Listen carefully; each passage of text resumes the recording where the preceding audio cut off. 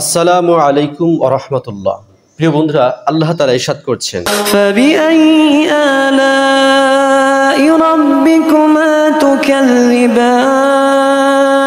ঠিক এই দারুচিনি একটি আল্লাহ তাআলার নেয়ামত। এই দারুচিনিতে আছে প্রচুর পরিমাণে ম্যাঙ্গানিজ, আয়রন, ক্যালসিয়াম, ভিটামিন বি6, ভিটামিন বি2 এবং ভিটামিন সি।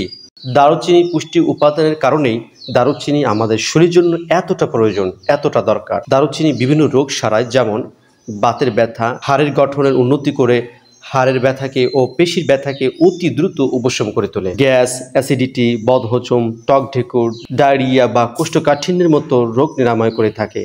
এই দারুচিনি এমনকি ডায়াবেটিস নিয়ন্ত্রণ করে থাকে, কারণ দারুচিনি ইনসুলিন ক্ষরণ বাড়িয়ে দেয়। প্রিয় বন্ধুরা, এবার আসুন জেনে নেই কিভাবে দারুচিনি খাবো।